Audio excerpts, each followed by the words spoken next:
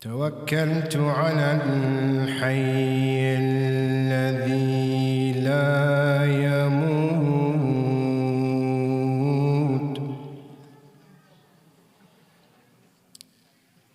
بيده الخير وهو على كل شيء قدير.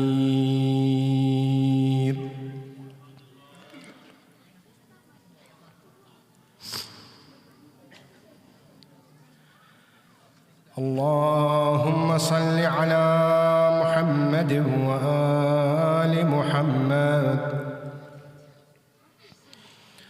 اللهم إني أفتتح الثناء بحمدك وأنت مسدد للصواب بمنك، وأيقنت أنك أنت أرحم الراحمين في موضع العفو والرحمة، وأشد المعاقبين في موضع النكال والنقمة، وأعظم المتجبرين في موضع الكبرياء والعظمة. اللهم أذنت لي في دعائك ومسألتك، فاسمع يا سميع مدحتي، وأجب يا رحيم دعوتي، وأقل يا غفور عثرتي. فكم يا إلهي من كربة قد فرجتها، وهموم قد كشفتها، وعثرة قد أقلتها، ورحمة قد نشرتها، وحلقة بلاء قد فككتها. الحمد لله الذي لم يتخذ صاحبة ولا ولدا، ولم يكن له شريك في الملك، ولم يكن له ولي من الذل، وكبره تكبيرا. الله أكبر كبيرا، الله أكبر كبيرا، الله أكبر كبيرا. الحمد لله بجميع محامده كلها، على جميع نعمه كلها.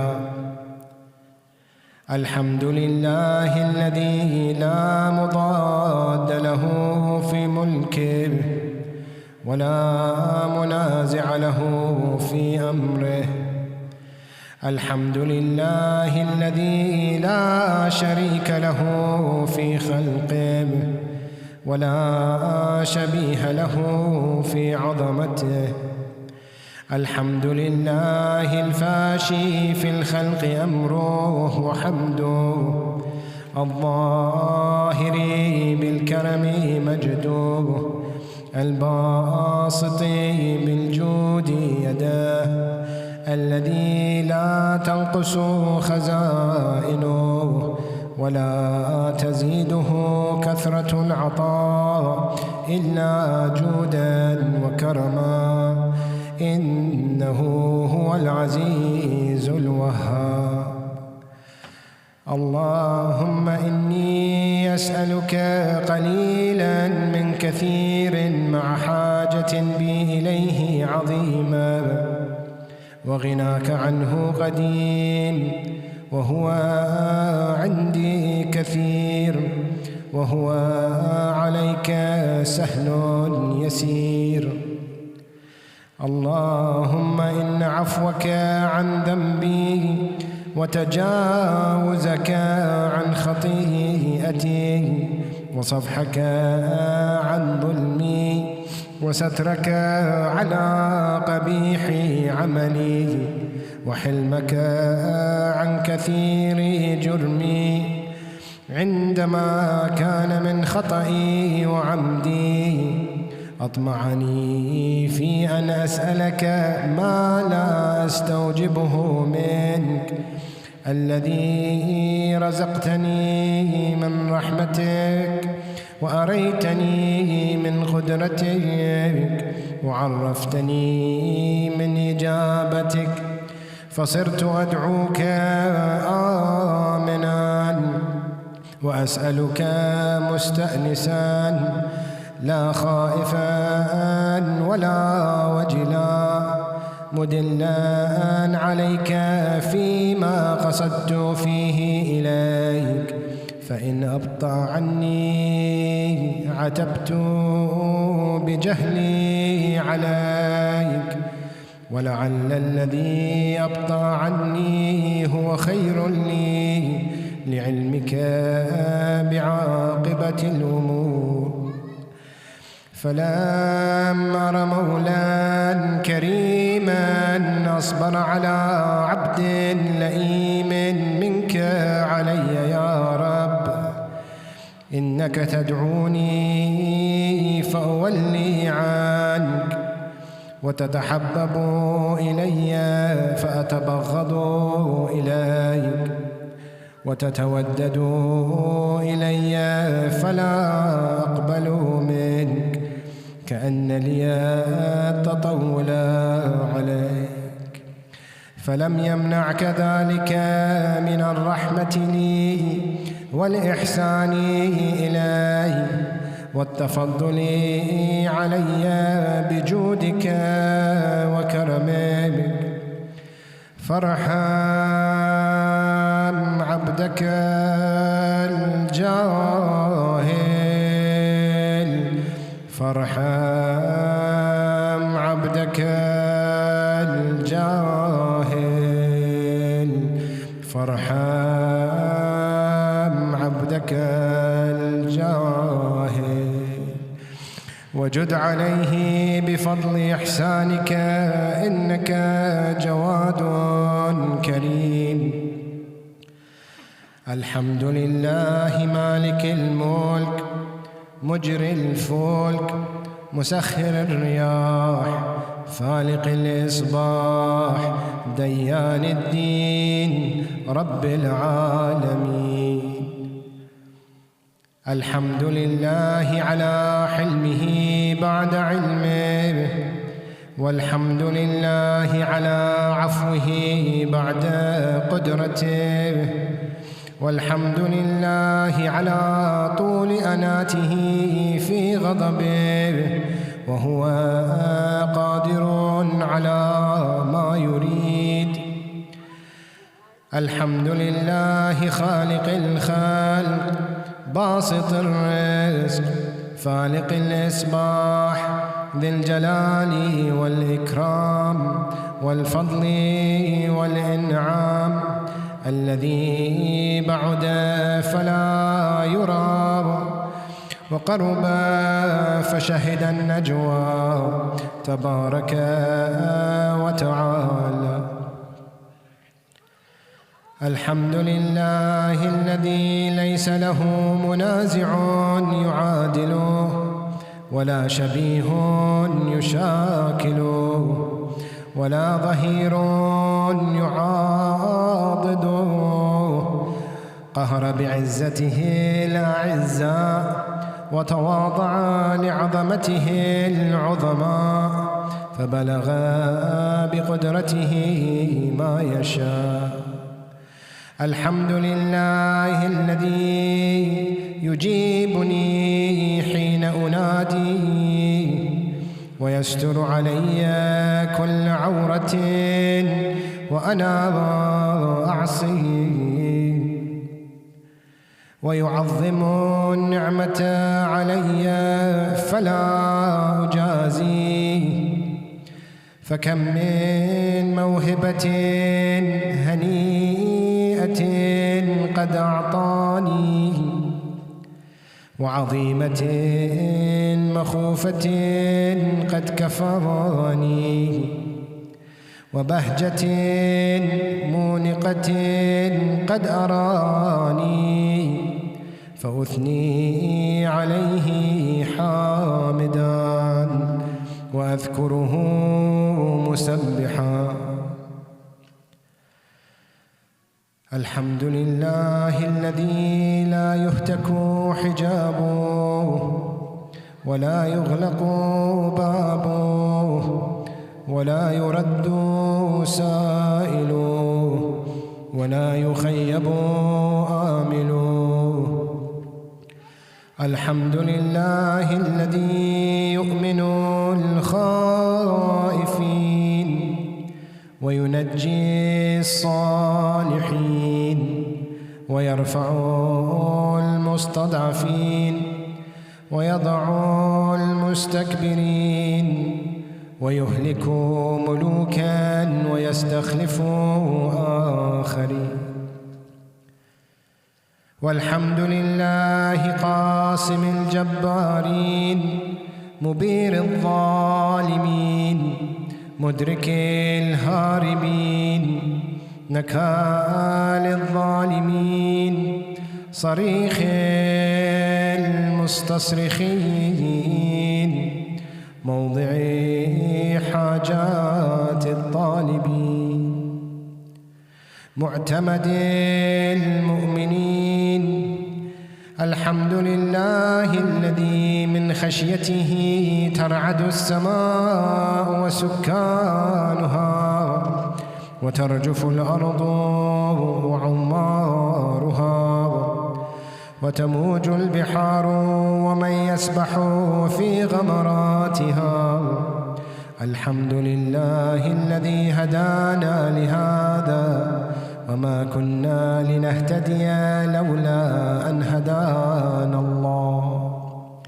الحمد لله الذي يخلق ولم يخلق ويرزق ولا يرزق ويطعم ولا يطعم ويميت الأحياء ويحيي الموتى وهو حي لا يموت بيده الخير وهو على كل شيء قدير. صلوات اللهم صل على محمد وعلى محمد.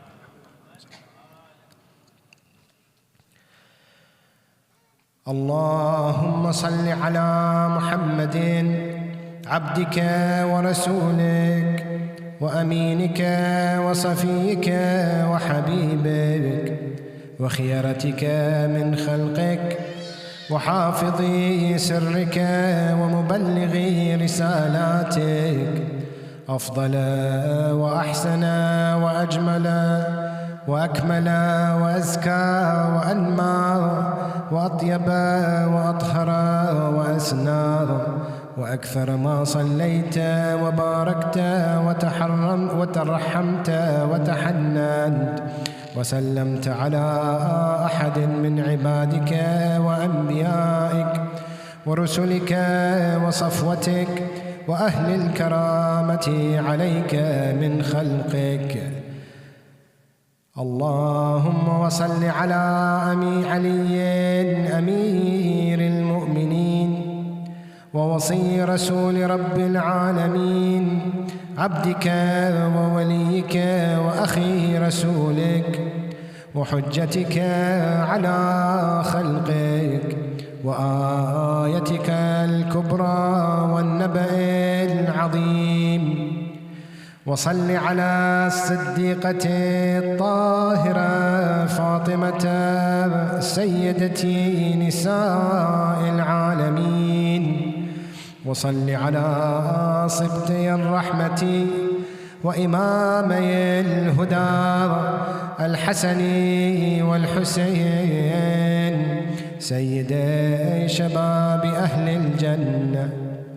وصل على أئمة المسلمين علي بن الحسين ومحمد بن علي وجعفر بن محمد وموسى بن جعفر وعلي بن موسى ومحمد بن علي وعلي بن محمد والحسن بن علي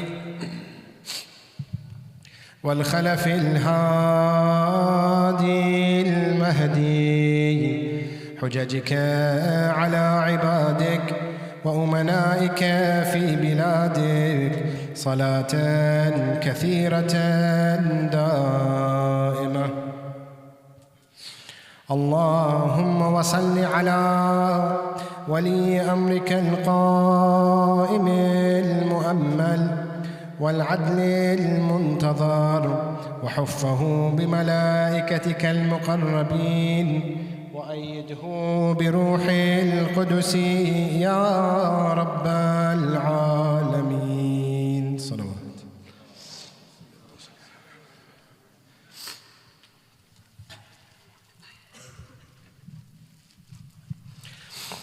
اللهم اجعله الداعي إلى كتابك والقائم بدينك. استخلفه في الأرض كما استخلفت الذين من قبله.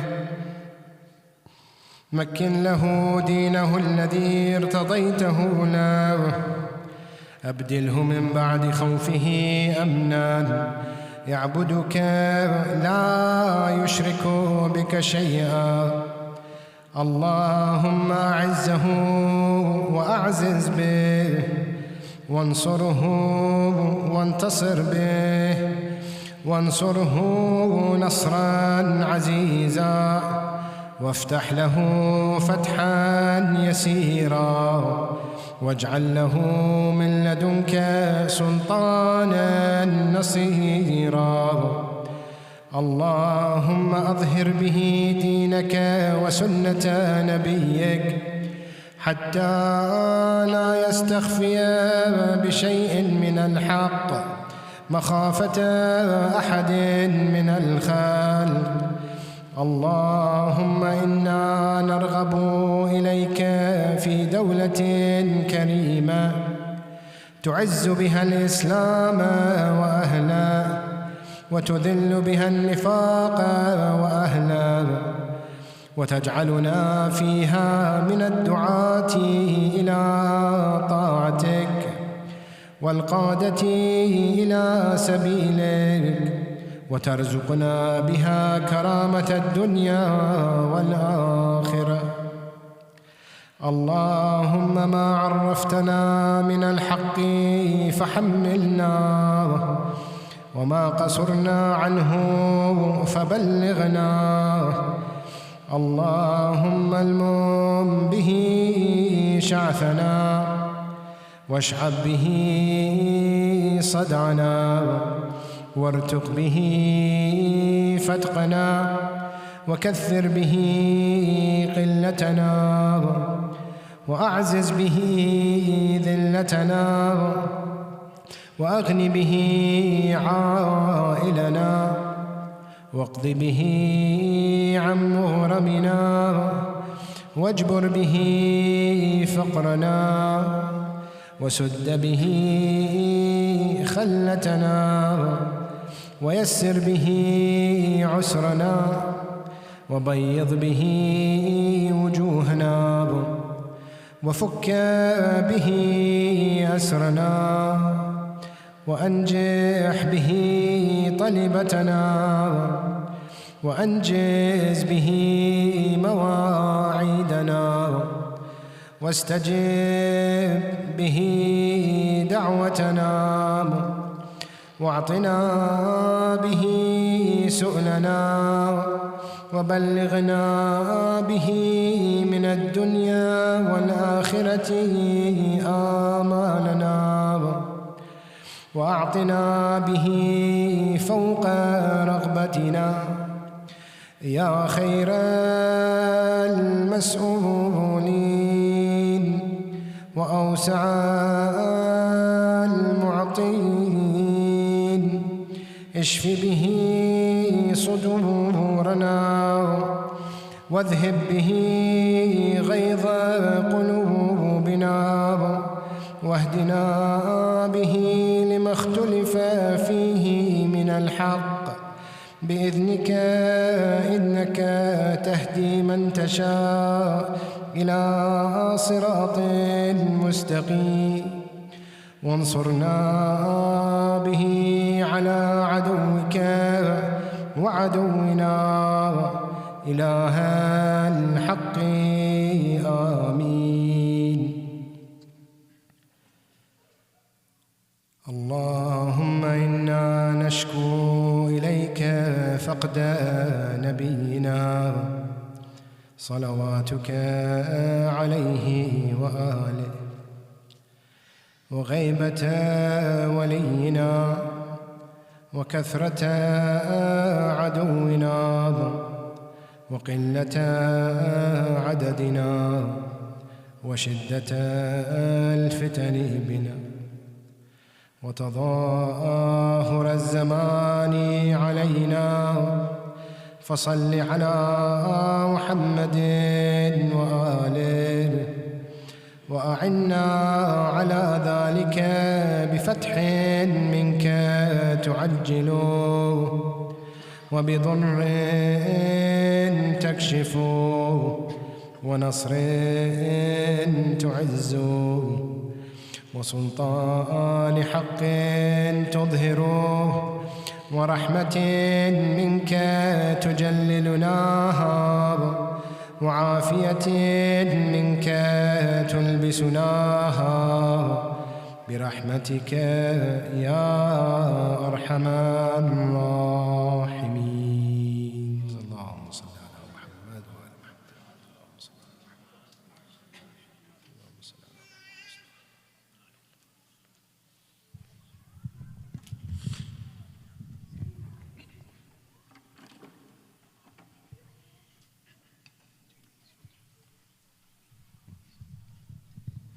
Assalamu alaikum. So as part of our regular programming, inshallah, we will have a brief lecture. So I would like to invite Sayyid Suleiman to please come in.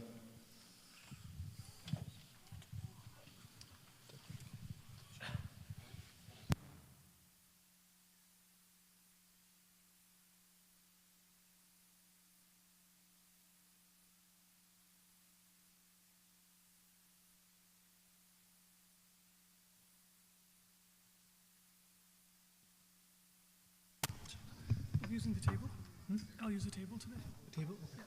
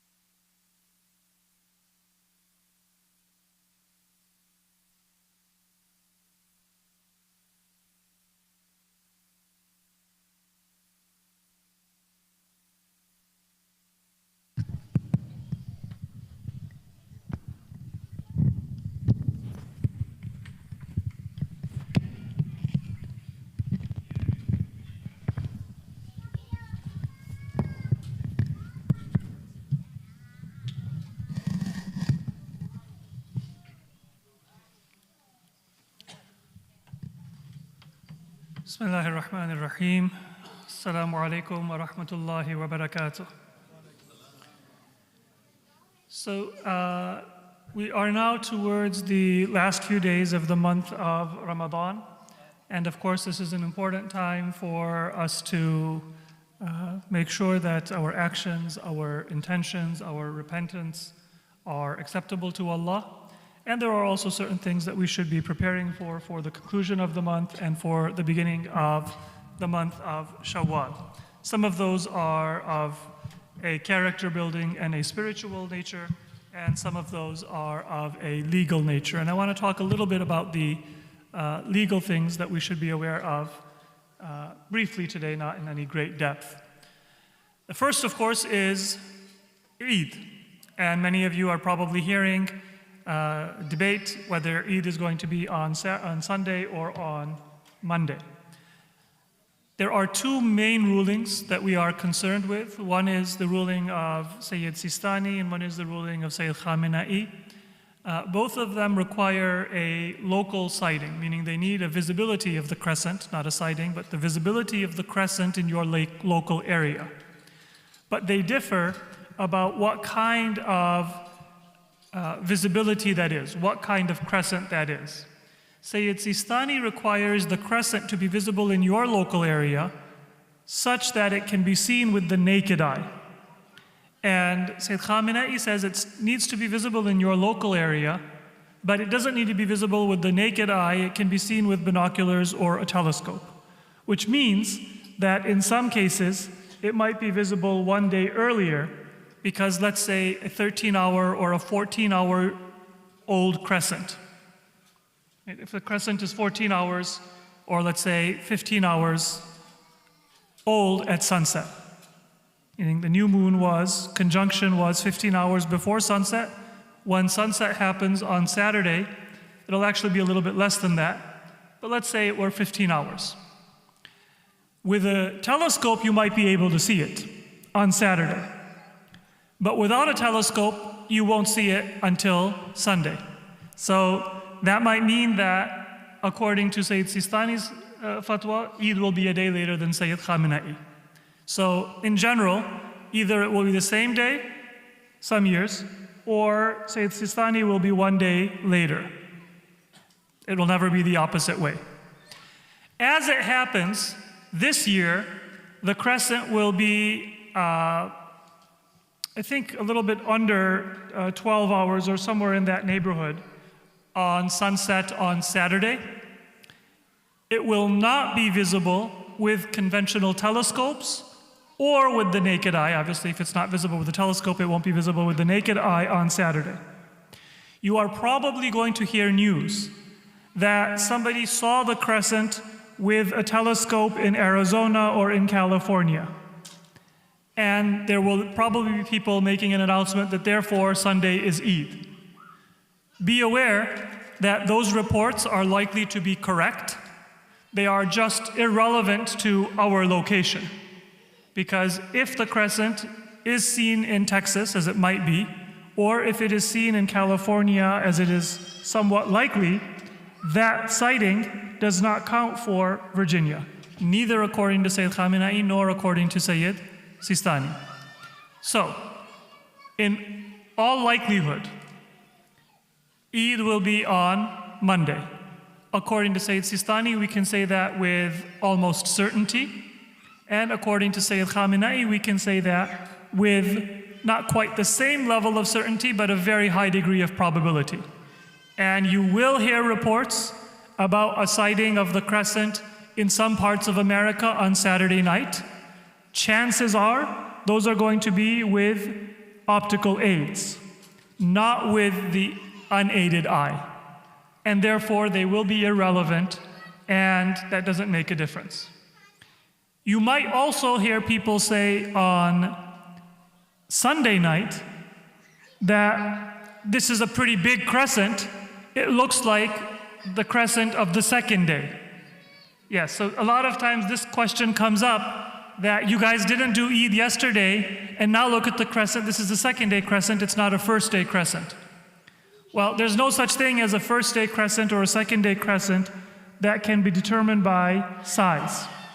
The reason is, just to use a hypothetical example, let's say that the crescent that year is going to be visible if it is 17 hours old at sunset. So if the crescent happens to be 15 hours old at sunset, is it visible that night? No. But the next night, it's going to be 15 plus 24, 39 hours old. and it's going to be a very big crescent.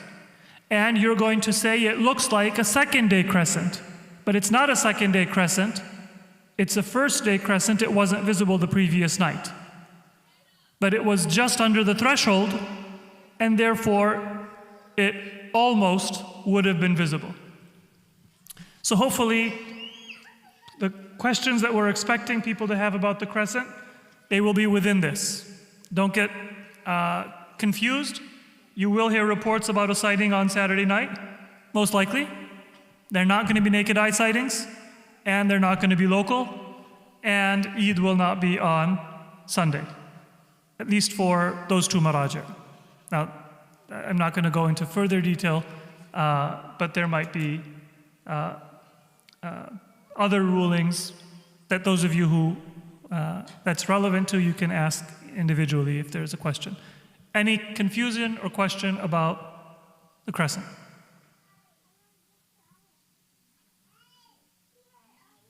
All right. So all right. Sallu ala Muhammad wa ala Muhammad. The other thing I wanted to talk about is Zakatul Fitrah.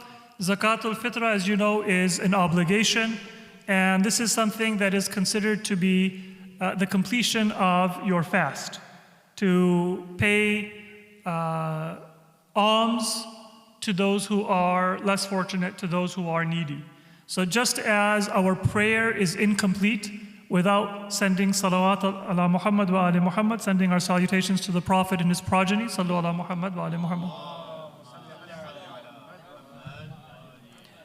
Our fast is incomplete without paying Zakatul Fitrah. So it's an obligation, not a recommendation. According to narrations, when the Quran says, قَدْ أَفْلَحَ مَنْ تَزَكَّى وَذَكَرَ اسْمَ رَبِّهِ فَصَلَّى. So that is referring to first you pay your Zakatul Fitrah, tazakka, and then you remember God and you pray the Eid prayer. So Zakatul Fitrah is paid before the Eid prayer on Eid al-Fitr. There's a lot of questions that people have about Zakatul Fitr. I'll try to go over the main issues, and inshallah then if there are any areas that are left, we can have a brief question answer, ask questions that are of general interest, not just a one-time event that's going to happen in maybe one person's life. But if you have individual questions, then maybe after we conclude, we can ask those as well.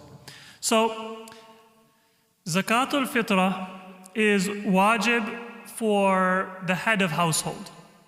So, in any family, it is the head of household who needs to pay the Zakatul Fitrah, and that only applies if the head of household is not a faqir, meaning if they are able to meet their own expenses.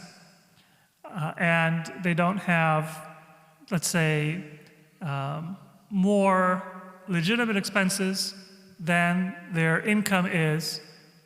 They don't have, let's say, an inability to earn. If a person qualifies as a faqir, somebody who is indigent, then Zakatul Fitrah is not obligatory for them.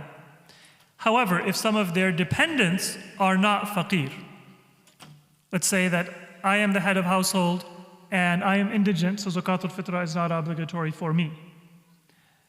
Normally, I as the head of household would pay Zakatul Fitrah for my dependents. But if one of my dependents is not indigent, in the case that I am not obligated to pay Zakatul Fitrah, they should pay it for themselves. But if I am obligated to pay it, then nobody else can pay it.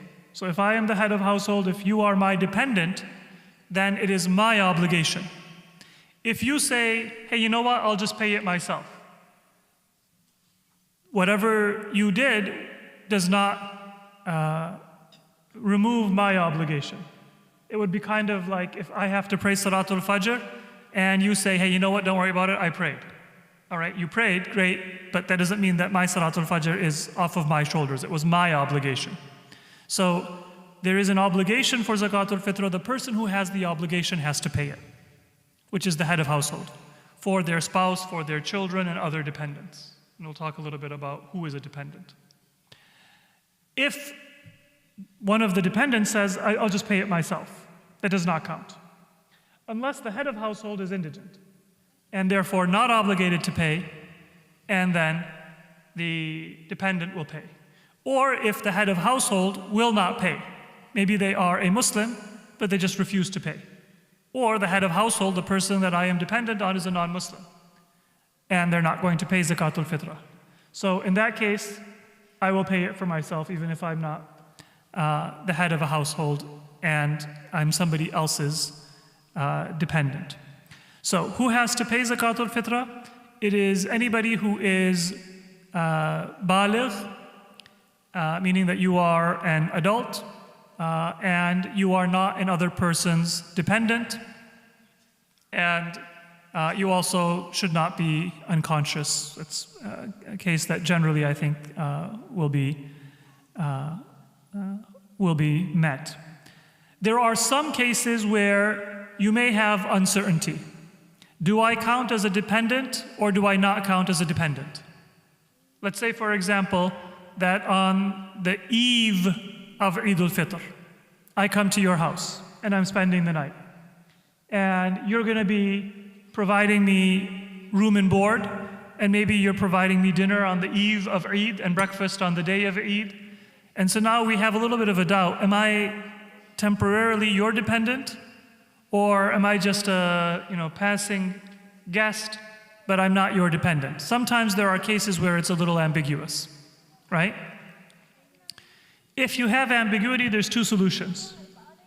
One solution is you can both pay the Zakatul Fitr. So let's say I'm a guest at your house and I'm not sure, based on how long I'm staying and what you're taking care of and what I'm taking care of, am I a dependent for now or am I not a dependent? So one solution is you pay my Zakatul Fitr and I pay my own Zakatul Fitr. We've met the obligation. The other solution is either one of us pays it with the authorization of the other person. You cannot pay an obligation that is mine, and I cannot pay an obligation that is yours. But unlike prayer, because this is a financial obligation, if we agree, then one of us can pay that with an ambiguous intention. Meaning, I am paying this with the authorization of the other person on behalf of whoever is obligated. So, if you have uncertainty, is the Zakatul Fitr on my shoulders or on another person's shoulders? One option is just both pay it. More poor people will, inshallah, benefit. And the other option is that one of you can pay it and the other person authorizes it. So if you're paying it, if it was actually on your shoulders, you've done the obligation. If it was on my shoulders, well, you're doing it with my authorization, so it's paid correctly. That's what I mean by ambiguous intention.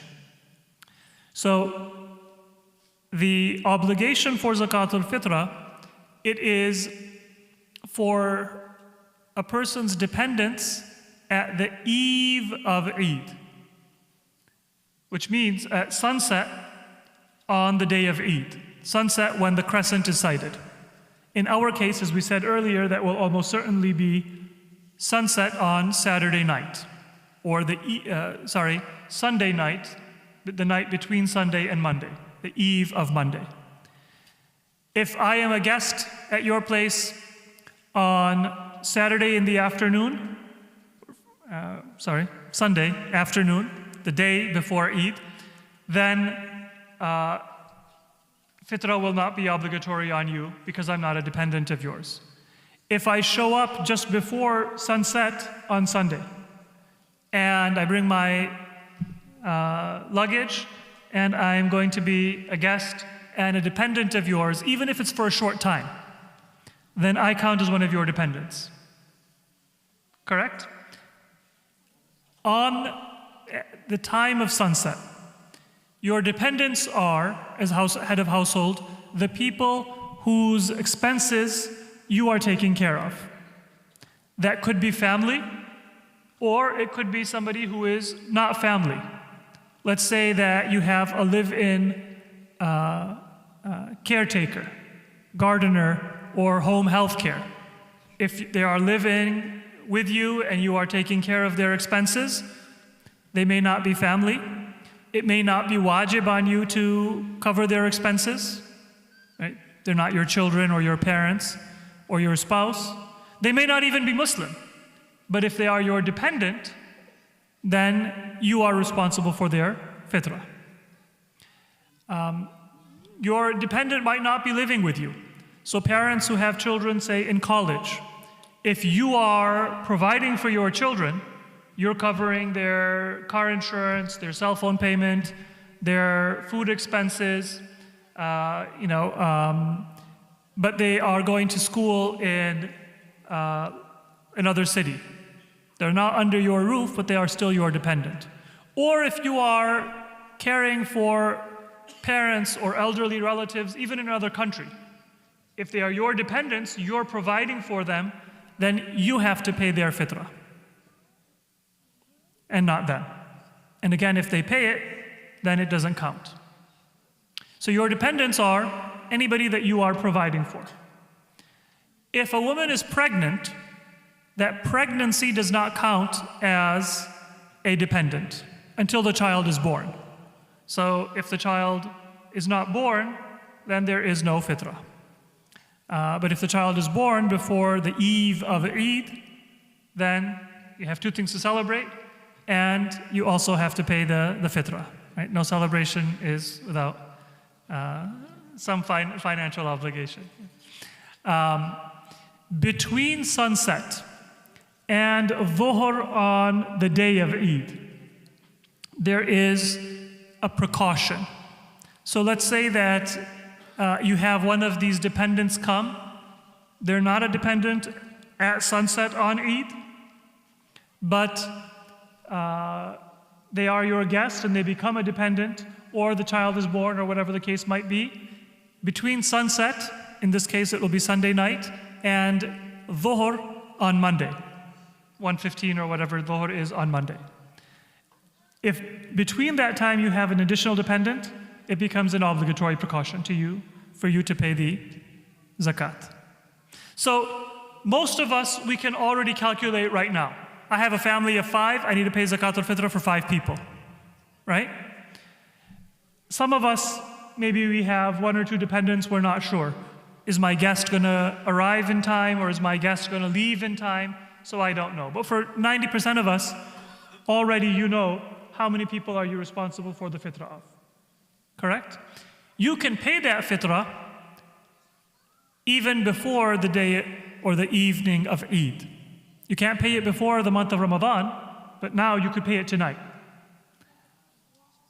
Just be aware that, let's say that you pay it tonight and all of a sudden you lose your Bitcoin password and you are a faqir. Well, then your fitrah, it wouldn't have been an obligation for you, but you've paid it. Or, maybe more fortunately, let's say that you become a guest unexpectedly of somebody. So you've paid your fitrah, but it wasn't your obligation, it was your host's obligation. In that case, they still need to pay it, because what you paid does not count for them. So, if you know who your dependents are, you're not planning on becoming a faqir, in which case you wouldn't be obligated. You're not planning on being a guest of anybody else, such that you are a dependent. If you want, you can pay your fitrah tonight or tomorrow or any time before Eid. And if you want, you can pay it after sunset on the day of Eid. But you must pay it if you are praying Salat Eid al-Fitr. You must pay that fitrah before prayer on the day of Eid, on Monday morning. And if you are not praying Salatul Eid, then you must pay your fitrah before dhuhr on the day of Eid. Dhuhr meaning around 1:15.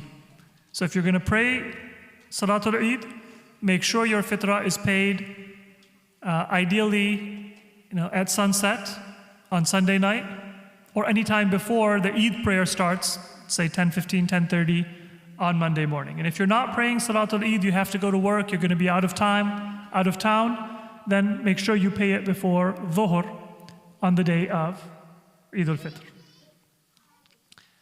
Just a few more points, inshallah, then I will wrap up. The amount of Zakatul Fitrah is 1 sa' worth of a staple food. A sa' is about 4 mud or 3 kilograms, which is 6.6 pounds. And that can be any staple food that is customarily eaten in your area. So in our area, it could be rice, it could be potatoes, it could be wheat, it could be, let's say, pasta. Those are kind of staple foods. Staple doesn't mean that it's the only thing people eat. People don't eat that food alone, but it's a main source of their food. So the payment can be in kind. You can actually get, let's say, 6.6 pounds of rice and give it to somebody. Or you can calculate the equivalent amount of money and you can pay the amount of Zakatul Fitrah. In the past, we have given a recommended estimation, and the same estimation from last year will still hold true this year. This is not the minimum amount that you would be required to pay. It would be less than this. But as a recommendation, we have said that if you can pay $15 per person, then that will cover the cost of fitrah generously. Those of us who eat well, if you can pay more in Zakatul Fitrah, then that's good. Zakatul Fitrah, according to ahadith, is a protection of your family, of your dependents, from hardship, even from death. And so you don't want to skip Zakatul Fitrah or be negligent in it. So that's an estimate. That needs to be paid to a faqir. You can pay it directly to somebody that is deserving, as long as they are indigent, faqir, and they are a Muslim and Ithna Ashari.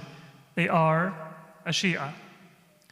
And you can also give it to a trusted agent or organization to convey the fitrah to a worthy recipient on your behalf.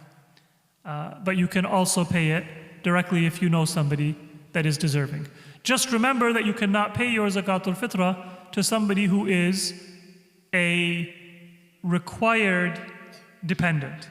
Meaning, if I am required to take care of somebody, then I cannot pay them from fitrah. I have to pay them from my own money. So your children, your parents, for a husband, your wife, those are people that you are required to maintain through your own money. So you will not pay Zakatul Fitrah for them. But other relatives, let's say a nephew, a niece, a sibling, those are not your required dependents. Right? Same thing, a husband is not a required dependent for a woman. So you can pay your fitrah to those people that you are not required to support through your own money. So I'll just conclude there. I can see some of you are already now ready to conclude. If there are maybe 1 or 2 questions we can ask now, and then we can follow up individually afterwards. Go ahead. Does that money have to go to a local person before you look elsewhere? If there are local needy people, it should go locally. What we do is, when we accept Zakatul Fitrah as an organization, we say that we are acting as an agent to convey that fitrah to an organization or an individual who will give it to a needy person. So let's say, for example, you want to give fitrah. If you are giving the fitrah, it has to be local in your city. But if you appoint an agent, let's say in Afghanistan or in a place where there are needy people, that agent who is in that city can pay the fitrah there because it's local for them. So local means local for the person who is paying it. And if your agent is in another country, they can pay it locally there. So the reality is that generally speaking, and alhamdulillah, we do provide assistance to the extent that we are able, but people here, generally their assistance is not in the neighborhood of $100 or $200. That's not really going to get you a month's rent or a month's groceries or be noticeable help. But there are places where that amount of assistance can actually go a long way for a person, and they are not just having a hard time paying their rent, but they actually might not have anything to eat. So in cases like that, there is a way that you can convey the zakat al-fitr to those who are in the greatest need, and that is by appointing an agent, and the agent will be in that local area and they will pay it locally for them.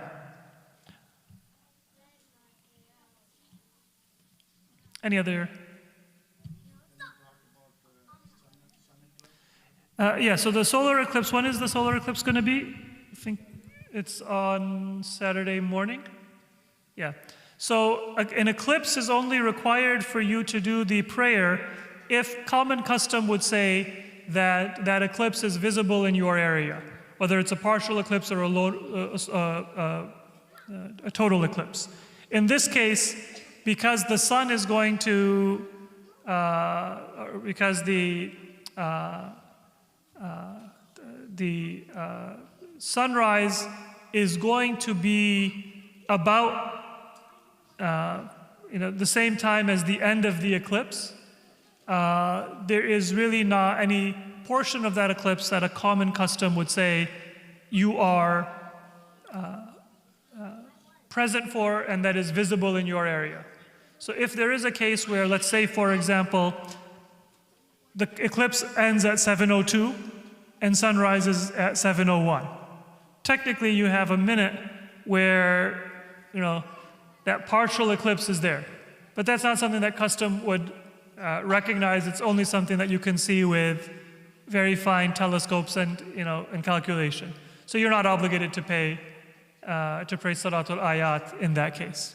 But if there is a partial eclipse that would be customarily visible in your area, then you would be obligated to pray the Salatul Ayat.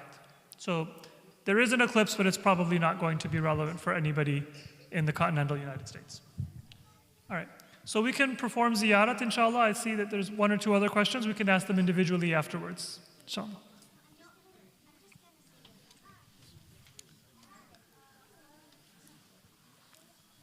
السلام عليك يا رسول الله. السلام على علي أمير المؤمنين. السلام على فاطمة الزهراء سيدة نساء العالمين.